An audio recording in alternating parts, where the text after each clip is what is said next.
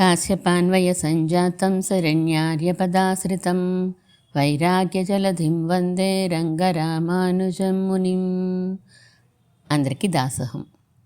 మన ఆచార్యులు శ్రీ శ్రీ శ్రీ త్రిదండి శ్రీ రంగరామానుజీయ స్వామి వారు అందించిన ఇంకొక రచనని, ఇంకొక కోశాన్ని మనం చదువుకుందాం. జపం చేయడం ఎలా అనే విషయాలు మనం తెలుసుకుందాం. జపము లేదా ధ్యానము మొదలైనవి చెయ్యాలి అని అనుకునేవారు కొన్ని నియమాలు పాటించవలసి ఉంటుంది. అవి సరిగా జరగడానికి మనం తీసుకునే ఆహారంలో కూడా మార్పులు చేయవలసి ఉంటుంది. దాని ద్వారా రజస్సు, తమో గుణము ఇవి అదుపులోకి వస్తాయి. ఈ విషయాలన్నింటినీ కూడా మన ఆచార్యులు ఆశ్రమంలో ఉన్నటువంటి శ్రీమన్నారాయణ తపోవనంలో జూన్ నెల 2వ తారీఖు 2001 సంవత్సరం జూన్ నెలలో అప్పుడు నిర్వహించినటువంటి జపయజ్ఞం అనే కార్యక్రమంలో చెప్పారు. ఆ విషయాలన్నింటినీ కూడా ఒక చిన్ని పుస్తకంగా మనకి అందించారు. ఈ నియమాలు తెలుసుకోవడం వలన, ఇలా జపం చేసుకోవడం వలన మన ఆధ్యాత్మిక చింతన మరింత వృద్ధి పొందుతుంది అని చెప్పి ఆచార్యులు మంగళాశాసనం చేస్తూ మనకి ఈ గ్రంథాన్ని అందించారు. పాయింట్ వైజ్గా ఇచ్చారు జపం చేయడం ఎలా అనేటువంటిది. యజ్ఞము అనగా భగవద్ ఆరాధన. అన్ని విధములైన ఆరాధనల్లోనూ జపయజ్ఞమే శ్రేష్టమైనది. జపం అంటే ఒక మంత్రాన్ని మాటిమాటికి అనుసంధానం చేయడం. మంత్ర అర్థాన్ని అనుసంధానం చేసుకోవడం కూడా జపం అనే అనవచ్చు. మంత్రాన్ని ఉచ్చరిస్తూ మంత్ర అర్థాన్ని అనుసంధానం చేసుకోవడం అత్యంత ఫలదాయకంగా ఉంటుంది. హరే రామ మంత్రం తప్ప మిగిలిన ఏ మంత్రం కూడా ఉపదేశం పొందనిదే జపించడం అంత ప్రయోజనకారి కాదు. జప సమయంలో తాను ఏ విధమైన ప్రత్యేక నియమాలు పాటించాలి అనే విషయం ఇంకొకరి దగ్గర తెలుసుకునే కంటే కూడా స్వానుభవంతో తెలుసుకోవడం శ్రేష్టం. మరి మనకెలా తెలుస్తుంది అలాగా ఇంకొకరిని అడగకుండా? అంటే మంత్ర అధిష్టాన దేవత మీద సంపూర్ణ విశ్వాసంతో జపం చేయడం ప్రారంభిస్తే ఆ మంత్రమే మనకి తగిన అన్ని ప్రత్యేక నియమాలను కూడా క్రమంగా మనకి స్ఫురింపచేస్తుంది. ఇద్దరు వ్యక్తుల వేలి ముద్రలు ఏ విధంగా అయితే ఒకదానితో ఒకటి పోలి ఉండవో, ఆ విధంగానే ఏ ఇద్దరి వ్యక్తుల సాధనా క్రమం కూడా ఒకదానితో ఒకటి పోలి ఉండదు. సాధన, సాధకుడు ఇవన్నీ మనం వింటూ ఉంటాం. సాధన అంటే బయట విషయాల వైపు ప్రవహిస్తున్నటువంటి మన ఇంద్రియాలని భగవంతుని వైపు మరల్చడం. బయట విషయాల నుండి ఆ ఇంద్రియాలని మరల్చి భగవంతుని వైపు తిప్పడాన్నే సాధన అని అంటారు. ఇలాంటి ప్రయత్నం చేసేవారినే సాధకుడు అని అంటారు.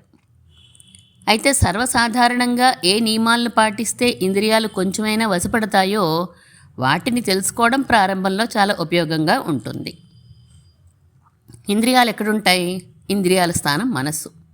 మనకు బయటకు కనిపించే నేత్రములు, శ్రోత్రములు, ఘ్రాణములు, పాదములు, హస్తములు మొదలైనవి అవయవాలు మాత్రమే. అంటే నేత్రాలు కళ్ళు, శ్రోత్రములు అంటే చెవులు, ఘ్రాణములు అంటే ముక్కు, మన కాళ్ళు, చేతులు ఇవన్నీ కూడా అవయవాలే అని చెప్తున్నారు. ఇంద్రియాలన్నీ కూడా ఈ అవయవముల ద్వారా పనిచేస్తాయి. ఆ అవయవములను నియంత్రించగానే ఇంద్రియాల యొక్క ప్రవర్తనకు అవరోధం కలిగి అవి మనకు వశపడడానికి అవకాశం ఉంటుంది. అయితే ఇంద్రియ స్థానము మనస్సు కనుక ఆ ఇంద్రియము పనిని మనస్సే చేయడానికి ప్రయత్నం చేసేస్తూ ఉంటుంది. ఇంద్రియాలు 2 రకాలుగా ఉంటాయి: కర్మేంద్రియాలు, జ్ఞానేంద్రియాలు. నేత్రము, శ్రోత్రము, ఘ్రాణము, రసన, త్వక్ ఈ 5 జ్ఞానేంద్రియాలు. అంటే కళ్ళు, చెవి, ముక్కు, నాలుక, చర్మము ఇవి జ్ఞానేంద్రియాలు అని అంటారు. ఇవే బయట విషయాల్ని గ్రహించి మనస్సుని ప్రేరణ చేస్తాయి. బయట విషయాలంటే శబ్దము, స్పర్శ, రూపము, రసం అంటే రుచి, గంధము. ఈ జ్ఞానేంద్రియాలు ఈ 5 విషయాల్ని గ్రహించి మనసుకి చేరవేస్తూ ఉంటాయి. వాక్కు, పాణి, పాదము, వాయువు, ఉపస్థ ఈ 5టిని కర్మేంద్రియాలు అని అంటారు. జ్ఞానేంద్రియాల చేత ప్రేరణ చేయబడిన మనస్సు కర్మేంద్రియాలను ఉపయోగించుకొని మరింత సుఖదుఖములను పొందుతుంది. జ్ఞానేంద్రియాలు, కర్మేంద్రియాలు అనే ఈ రెండిట్లో ఏది సులభతరంగా నిగ్రహించబడుతుంది అనే విషయాన్ని నిర్ణయించడం ఆయా వ్యక్తుల పూర్వ జన్మల సంస్కారాల్ని అనుసరించి ఉంటుంది. ఏది ఏమైనప్పటికీ కర్మేంద్రియాలను నిగ్రహించుట జ్ఞానేంద్రియాల నిగ్రహానికి దోహదం చేస్తుంది.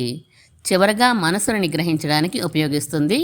సాధారణంగా నిగ్రహించడం అంటే పని చేయకుండా ఆపడం కాదు, ఎప్పుడు ఎలా కావాలంటే అప్పుడు అలా ఉపయోగించుకోగలగడం.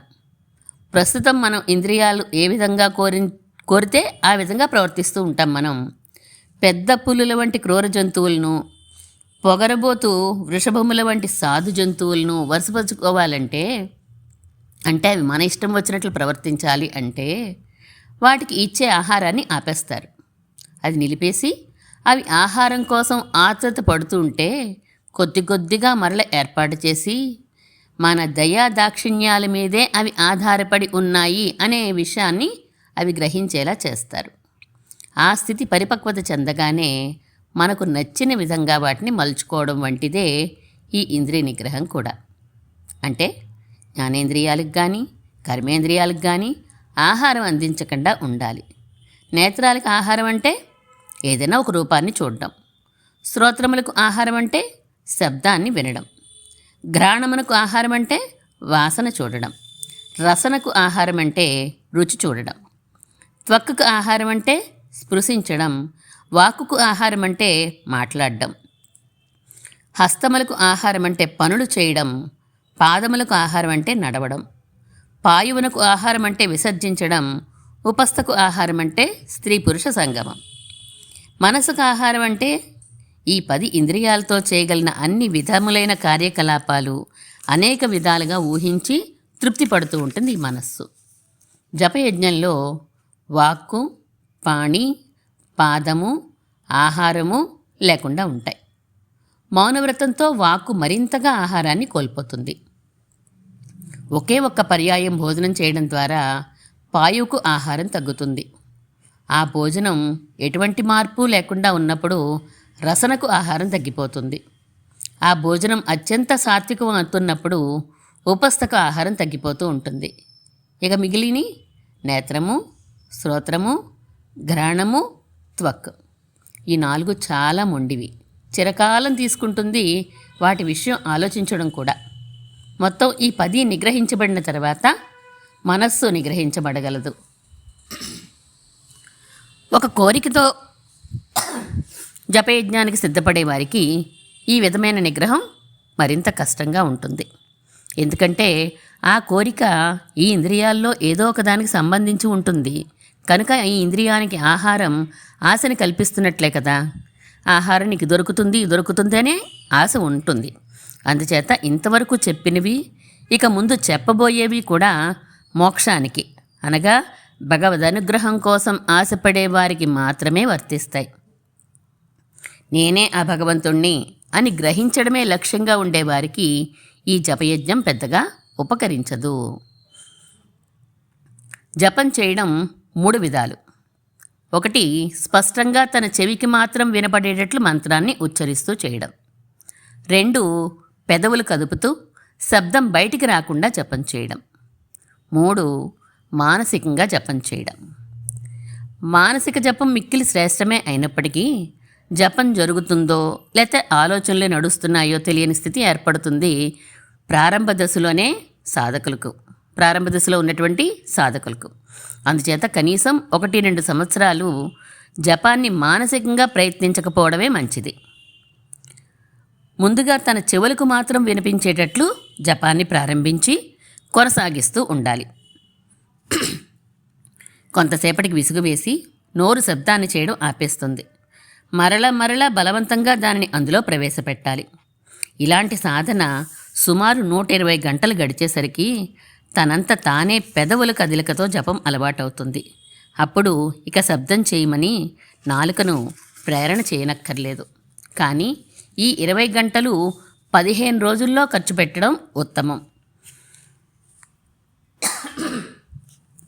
30 రోజుల్లో మధ్యమం, 60 రోజులు ఆ పైన చేయడం అధమం. అంటే పైన తెలిపిన జపము 3 పద్ధతులలో మొదటి పద్ధతి నుండి రెండవ పద్ధతికి రావడానికి ఏకబిగిన 15 రోజుల్లో ప్రయత్నిస్తే మంచిది. అంతకన్నా అధికమైన రోజులు తీసుకుంటే మరల వెనుకకి జారిపోయే అవకాశం అధికంగా ఉంటుంది. రెండవ పద్ధతి నుండి మూడవ పద్ధతికి రావడానికి అంటే పెదవుల కదలిక కూడా ఆగిపోయి ఆ జపం మానసికంగా మారడానికి రోజుకు 3 గంటల అభ్యాసం చేస్తే 2-3 సంవత్సరాల కాలం పడుతుంది. అంతకంటే తక్కువైతే మనస్సు ఆలోచనలే అధికంగా చేస్తుంది కానీ జపం చేయదు. జపాన్ని చేస్తున్నప్పుడు మనస్సు పరిపరి విధాల పోతోంది, దానిని ఎలా మరల్చాలి అనే ఆలోచన ప్రారంభ దశలో ఉన్నవారికి మిక్కిలి వ్యర్థం. పెదవులు కదుపుతూ మెకానికల్గా జపం చేస్తూనే ఉండాలి. సైకిల్ నేర్చుకునేటప్పుడు ఎలా పడితే అలా తిరగడానికి వీలుగా గ్రౌండ్లో నేర్చుకుంటాం. హ్యాండిల్ బార్ మన వశంలో ఉండదు కనుక గ్రౌండ్లో ఎటు తిరిగినా మనకి ఇబ్బంది లేదు. బ్యాలెన్స్ చేసుకోవడం ప్రధానం.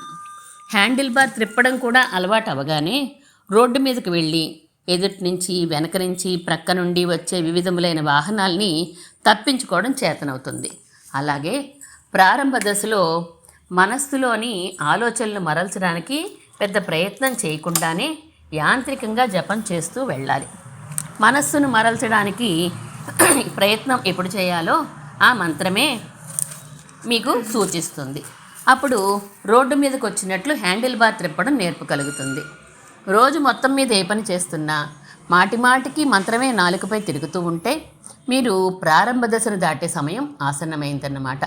అయితే ఇలా 1-2 రోజులు మాత్రమే జరిగితే చాలదు.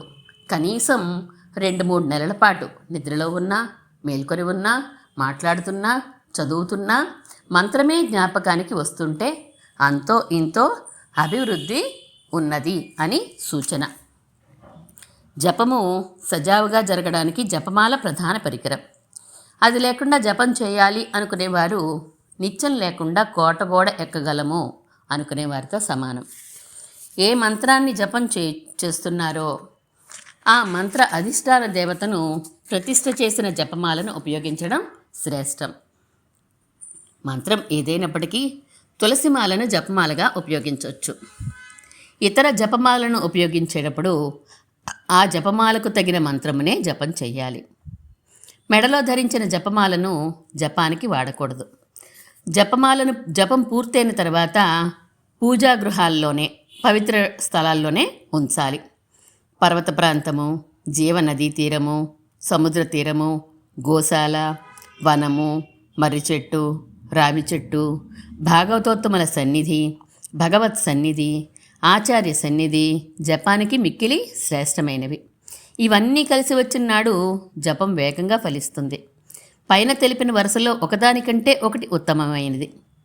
అనగా చివరివి ఉన్నచో మొదటివి లేకపోయినా చింతించనక్కర్లేదు. తూర్పు దిక్కుగా తిరిగి కూర్చోవడం ఉత్తమం. ఉత్తర దిక్కుగా తిరిగి కూర్చోవడం మధ్యమం. పడమటి దక్షిణ దిక్కులుగా తిరిగి కూర్చోవడం అధమం. భగవంతుని లేదా ఆచార్యుని దిక్కుగా తిరిగి కూర్చోవడం మిక్కిలి శ్రేష్టము మరియు సర్వోత్తమమైనది. చక్కగా అలవాటైన ఆసనం వేసుకుని కూర్చోవడం శ్రేష్టం. అలవాటు లేకపోతే పద్మాసనం కూడా ఫలప్రదం కాదు. ఖాళీ నేలపై కూర్చోవడం వల్ల జపం యొక్క ఫలమేం తగ్గిపోదు, కానీ చీమలు, పురుగులు వంటి ఇబ్బందుల దృష్ట్యా ఏదైనా ఆసనం వేసుకుని కూర్చుంటే శ్రేష్టం. అన్ని మంత్రాల జపానికి కూడా దర్భాసనము, ఆ పైన తెల్లని వస్త్రము పనికొస్తాయి. పులి చర్మము, ఎరుపు, నలుపు రంగు వస్త్రాలు ఇటువంటివి సర్వదా నిషేధాలు. వేట వలన కాకుండా ప్రకృతి సిద్ధంగా అంటే సహజంగా మరణించిన జింక చర్మం కూడా పనికొస్తుంది. ఒక్కమారే భోజనం చేయాలి. వేరుశనగ ఆహారం మంచిది. జపం యజ్ఞంగా చేస్తున్నప్పుడు తపోవనులు చెప్పిన విషయాలు కాబట్టి ఈ నియమాలన్నీ అక్కడ మన ఆచార్యులు బోధిస్తున్నారు. కృష్ణపక్షంలో కంటే శుక్లపక్షంలో జపం మరింత ఫలదాయకం. ఈ నియమం ప్రారంభ దశను దాటిన వారికి మాత్రమే వర్తిస్తుంది. పౌర్ణమి నాడు, దాని ముందు వెనుక రోజులలో మనోచాంచల్యం అధికంగా ఉంటుంది. ప్రారంభ దశలో వారికంటే ఉత్తమ దశలో చేరుకున్న వారికి పౌర్ణమి సకల విధాలా సహకరిస్తుంది. అమావాస్య ముందు వెనక రోజుల్లో మనస్సుకి మూఢత్వం కలుగుతుంది. మనం కూర్చున్న గదిలో వస్తువులు, మనుష్యులు ఏమీ లేకుంటే ఉత్తమం. ఉన్నా వరుసగా తీర్చిదిద్దినట్లు ఉంటే మధ్యమం. చిందరవందర వస్తువులు, చెల్లాచెదురు మనుషులు అధమాధమంగా ఉంటుంది. చక్కగా స్నానం చేసి తగినంత ముస్తాబయ్యి జపం చేసుకుంటే ఉత్తమం. నిర్లక్ష్యం చేస్తే మధ్యమం. బద్ధకంతో శరీర శుభ్రతని పాటించకుండా ఉండడం అధమం. శుభ్రంగా తడిపి ఎర్రని ఎండలో ఆరిన వస్త్రం ధరిస్తే శ్రేష్టం. ధరించింది తిరిగి ధరించుట మధ్యమము. తడపడమే లేకుండా చిరకాలం నుంచి ధరిస్తున్నటువంటి పట్టు వస్త్రం లాంటి ధరిస్తే అది అధమం. తడిబట్టలతో ఎప్పుడూ జపం చేయకూడదు. కేశాల కొసలు ముడి వేసుకునే చెయ్యాలి. మిక్కిలి ఉద్వేగంగా ఉన్నప్పుడు కానీ క్రోధంగా ఉన్నప్పుడు కానీ చేసేటువంటి జపం ఆ కోపము, ఉద్వేగము, దుఃఖము ఉపశమించిన తర్వాతే ప్రయోజనకరంగా ఉంటుంది. చిరకాల నుండి జపం చేస్తున్నటువంటి ప్రదేశాల్లో జపం చేస్తే ఫలదాయకంగా ఉంటుంది. మనం చేసే జపాన్ని మిక్కిలి ప్రభావితం చేసే గుణాలు 3: సత్వ, రజస్తమో గుణాలు. మనకు గల శ్రద్ధ, మనం చేసే ఆరాధన, స్వీకరించే ఆహారము, చేసే యజ్ఞము, తపస్సు, దానము, కర్మ, సంపాదించే జ్ఞానం కలిగి ఉన్న బుద్ధి, పట్టుదల, అనుభవించే సుఖము, చేస్తున్న మనము, ఇవన్నీ కూడా సాత్విక, రాజస, తామస గుణాలతో కూడి ఉంటాయి. ఈ క్రింది 12లో ఎంత అధికమైన సంఖ్యను మనం సాత్వికమైన వానిగా మార్చుకోగలమో అంతగా మన జపయజ్ఞం ఫలిస్తుంది. 1-2 పాయింట్లు కలిపి చెప్తున్నారు స్వామివారు. శ్రద్ధ అంటే ఆరాధన విషయంలో ఉండే శ్రద్ధ. శ్రద్ధ స్వభావం వల్ల పుడుతుంది. ఆ స్వభావము పూర్వజన్మల వాసనల వల్ల కలుగుతుంది. అంటే ఎవరికి ఎందు రుచియో వారికి ఆ శ్రద్ధ జనిస్తుంది. దేవతలను పూజించేవారు సాత్విక శ్రద్ధ కలిగిన వారే ఉంటారు. రాక్షసులను, యక్షులను పూజించేవారు రాజస శ్రద్ధ కలిగి ఉంటారు. భూత, ప్రేత, పిశాచ గణాలని పూజించేవారు తామస శ్రద్ధ కలిగి ఉంటారు. ఇవి 1-2 పాయింట్లు. 3వ పాయింట్ ఆహారం. ఆయుష్ను పెంచేవి, జ్ఞానాన్ని, బలాన్ని, ఆరోగ్యాన్ని, సుఖాన్ని, ప్రీతిని వృద్ధి పొందించేవి, మధురమైనటువంటి రసాన్ని కలిగి ఉన్నటువంటి చమురు అంటే నెయ్యి, నూనె, ఇటువంటివి, ఇలాంటి నూనె పదార్థాలు ఇవి కలిగి ఉన్నాయి. శరీరం నందు స్థిర ధాతువును కలిగించేవి, మనోహరంగా ఉండేవి అయినటువంటి ఆహారాలు సాత్విక ఆహారాలుగా చెప్పబడుతూ ఉంటాయి. మిక్కిలి పుల్లగాను, ఉప్పగాను, మిక్కిలి వేడిగాను, మిక్కిలి కారంగాను, మిక్కిలి శోషకరం అంటే దాహాన్ని కలిగించేవి, మిక్కిలి తాపాన్ని కలిగించేవి రాజస ఆహారం అంటారు. వండిన తర్వాత ఒక రాత్రి గడిచిపోయినవి, స్వాభావికమైనటువంటి రుచిని పోయినవి, దుర్గంధం కలిగించేవి, పాచిపోయినవి, ఎంగిలైనవి, భగవంతునికి నివేదన చేయడానికి తగనివి అయిన ఆహారం తామస ఆహారం. ఇంకొక పాయింట్ ఎంగిలి అనేది చెప్తున్నారు. 3లోనే ఏ అని చెప్పి ఎంగిలి. నోటితో చేస్తేనే ఎంగిలని మనం అనుకుంటూ ఉంటాం, కానీ కాదట. ఒక గిన్నెలోనివి ఒకరికి వడ్డించి ఆ గిన్నెలోనివి వేరెవరికి వడ్డించినా అది ఉచ్చిష్టమే అవుతుంది. ఎంగిళ్ళన్నీ తామసం కాదు. ఆచార్యుల శేషప్రసాదం ఉంటుందే, తళిహప్రసాదం అంటాం, అది ప్రాప్యమే. మనం కోరుకోవాల్సింది అది. అంటే ఆచార్యుల శేషప్రసాదం మనకి ఎంతో ఉత్తమమైనది. 4వ పాయింట్ యజ్ఞము. భగవత్ ప్రీతి కంటే వేరొక ఫలం లేదు అని చేసే యజ్ఞము సాత్విక యజ్ఞము అనబడుతుంది. ఫలం కోరుతూ కీర్తి కోసం చేసే యజ్ఞము రాజస యజ్ఞము అనబడుతుంది.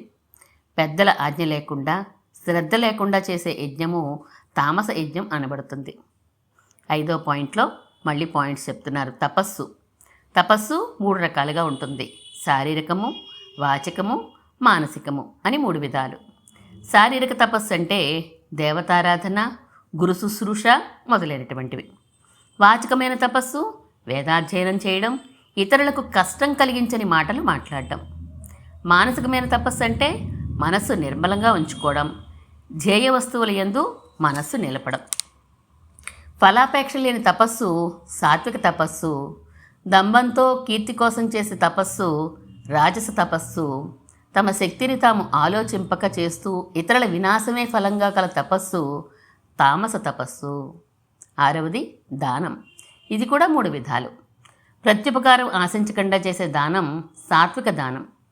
అమంగళ ద్రవ్యాలు అంటే కుళ్ళినివి మొదలైన వాటితో చేసే దానం రాజస దానం. దుర్మార్గులకు చేసే దానము తామస దానము. 7వ పాయింట్ కర్మ. మమతను విడిచి చేసే కర్మ సాత్వికం. మిక్కిలి ప్రయాసతో అహంకారంతో చేసే కర్మ రాజస కర్మ. తన సామర్థ్యాన్ని గమనించనిది హింసతో కూడింది తామస కర్మ. జ్ఞానం. 8వ పాయింట్.